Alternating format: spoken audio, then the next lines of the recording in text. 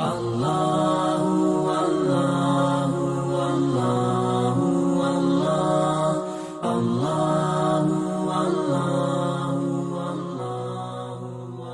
للہ وحدہ والصلاة والسلام علی رسول اللہ وعلی آلہ وصحبہ اجمعین ومن تبعهم بإحسان إلى يوم الدين اما بعد فاعوذ باللہ من الشیطان الرجیم ما يود الذين كفروا من أهل الكتاب ولا المشركين أن ينزل عليكم من خير من ربكم والله يختص برحمته من يشاء والله ذو الفضل العظیم۔ ما يود الذين كفروا، نہیں پسند کرتے وہ لوگ جنہوں نے کفر کیا، من اہل کتاب، اہل کتاب میں سے، ولا المشرکین، اور نہ مشرکین میں سے، ان ینزل علیکم، کہ نازل کی جائے تم پر، من خیر، کوئی خیر، من ربکم، تمہارے رب کی طرف سے، واللہ یختص برحمتہ، اور اللہ تعالیٰ خاص فرماتے ہیں اپنی رحمت کے لیے، من یشاء، جس کو چاہتے ہیں، واللہ ذو الفضل العظیم، اور اللہ تعالیٰ فضل عظیم والے ہیں۔ پچھلی آیت میں کفار کے قول و فعل میں مشابہت سے منع کیا گیا تھا، یعنی کفار کی مشابہت نہ کرو ان کے اقوالوں میں، ان کے افعال میں۔ تو اس آیت میں اس کی دو وجوہات کا ذکر ہے، اور یہی اس کا ربط ہے۔ پہلی وجہ یہ ہے کہ کفار مومنین سے بہت زیادہ بغض و حسد کرتے ہیں، اس لیے مومنین کو چاہیے کہ ان سے، ان کی مشابہت سے بچیں، ان کے اقوال میں اور ان کے افعال میں۔ اور دوسری وجہ یہ ہے کہ مومنین پر اللہ تعالیٰ کا خاص فضل ہے، اللہ تعالیٰ نے مومنین پر خاص انعامات فرمائے ہیں، اس لیے انہیں چاہیے کہ کفار کی مشابہت نہ کریں۔ ما یود الذین کفروا، نہیں چاہتے، نہیں پسند کرتے وہ لوگ جنہوں نے کفر کیا۔ تو اس سے اہل کتاب اور مشرکین کا مومنین سے سخت بغض اور حسد مراد ہے، یعنی اس میں بتایا گیا ہے کہ یہ اہل کتاب اور مشرکین جو ہیں یہ مومنین سے سخت بغض اور حسد کرتے ہیں۔ ما یودو من اہل الکتاب ولا مشرکین، چاہے یہ کفر کرنے والے اہل کتاب میں سے ہوں یا مشرکین میں سے ہوں، دونوں کی ہی یہ حالت ہے۔ تو یہ اس میں کفار کی دو قسموں کی طرف بھی اشارہ ہے، ان کا ذکر ہے، ایک اہل کتاب اور دوسرے مشرکین۔ تو یہ دو قسمیں ہیں کفار کی، اس کے علاوہ اور بھی قسمیں ہیں، لیکن یہاں پر اس آیت میں کفار کی دو قسموں کا ذکر ہے۔ اہل کتاب بھی کافر ہیں جب تک کہ یہ محمد صلی اللہ علیہ وسلم پر ایمان نہ لے آئیں، اور اسی طرح اہل کتاب یہ مشرک بھی ہیں اور کافر بھی ہیں، لیکن یہاں پر اہل کتاب ان کو الگ ذکر کیا گیا ہے اور مشرکین کو الگ ذکر کیا گیا ہے۔ اہل کتاب کے لیے اہل کتاب کا لفظ استعمال ہوا ہے، مشرکین کے لیے مشرکین کا الگ الگ۔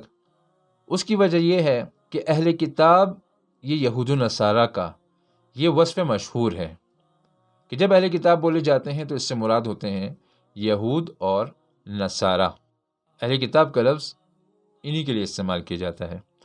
اور مشرک کا لفظ غیر کتابی کے لیے، یعنی اہل کتاب کے علاوہ ان لوگوں کے لیے استعمال کیا جاتا ہے جو بتوں کی پوجا کرتے ہیں، جو بتوں کی عبادت کرتے ہیں۔ اہل کتاب کو اہل کتاب اس سے کیا جاتا ہے کیونکہ انہیں اللہ تعالیٰ نے آسمانی کتاب دی تھی، وہ اس کتاب پر ایمان لائے تھے اور اس پر عمل کرنے کا دعویٰ کرتے ہیں، اگرچہ اس کی بھی نافرمانی کرتے ہیں۔ تو دونوں کے اپنے اپنے الگ وصف ہیں، اس لیے ان کو الگ الگ ذکر کیا، اہل کتاب اور مشرکین کو، اور دونوں ہی کافر ہوتے ہیں۔ اسی طرح کتابی مشرک اور غیر کتابی مشرک، ان کے بعض احکام بھی مختلف ہوتے ہیں، جیسے کہ اہل کتاب کی جو عورتیں ہیں ان سے نکاح جائز ہوتا ہے،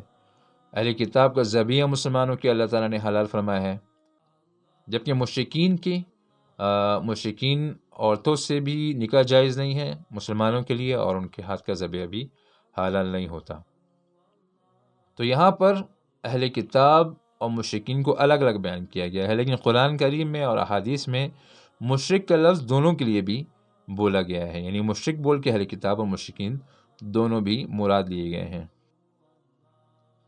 پھر یہاں پر ایک نکتہ مفسرین نے یہ لکھا ہے کہ اللہ تعالیٰ نے یہاں پہ فرمایا ما یود الذین کفروا من اہل کتاب، یعنی نہیں چاہتے، نہیں پسند کرتے، الذین کفروا، وہ لوگ جنہوں نے کفر کیا، من اہل کتاب، اہل کتاب میں سے۔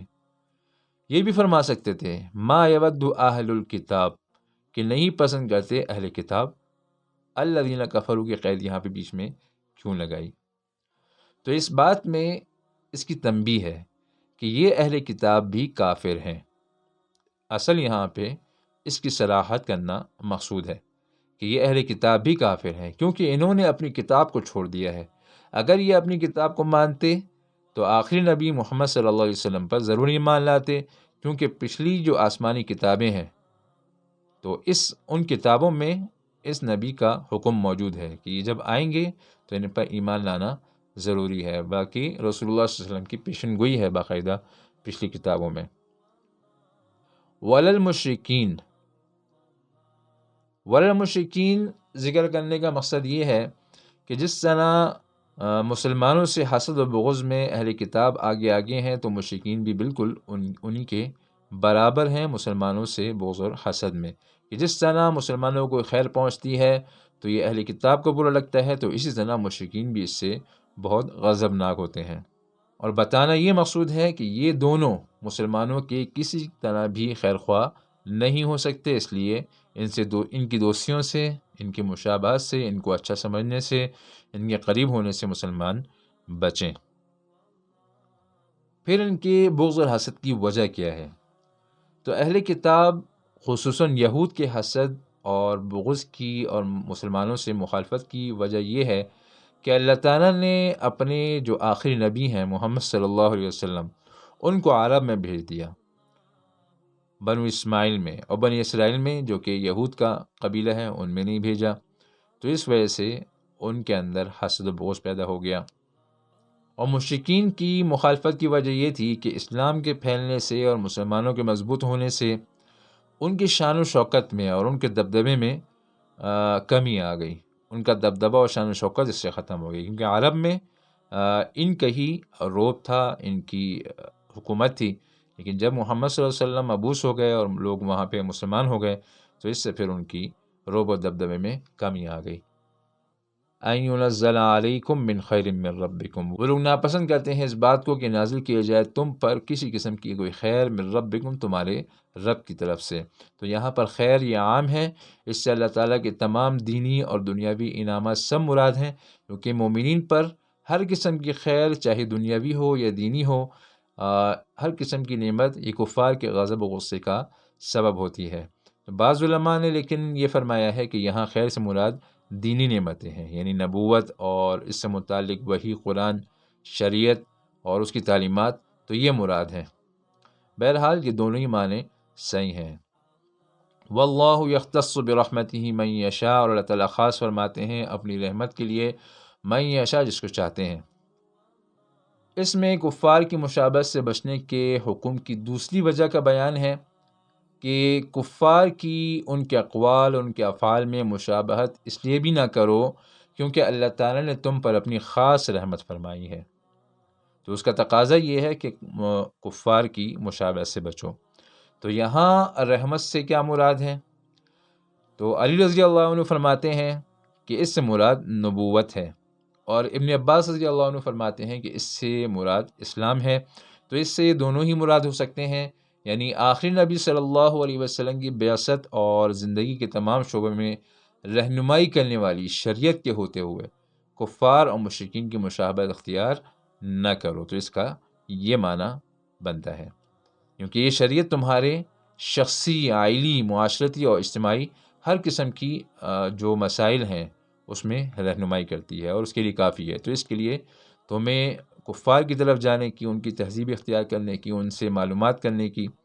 کوئی ضرورت نہیں ہے۔ تو یہ اللہ تعالیٰ کی خاص رحمت ہے تم پر، اس لیے مسلمانوں کو چاہیے کہ کفار کی مشابہت نہ اختیار کریں۔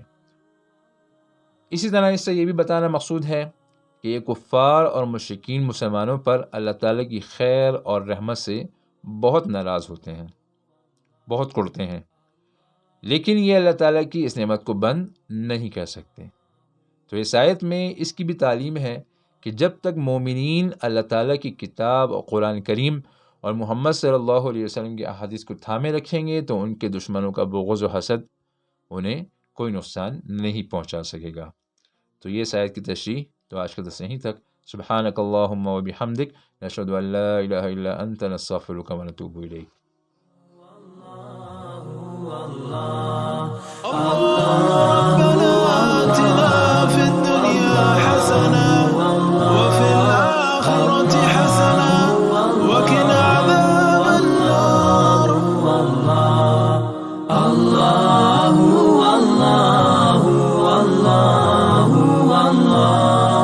الله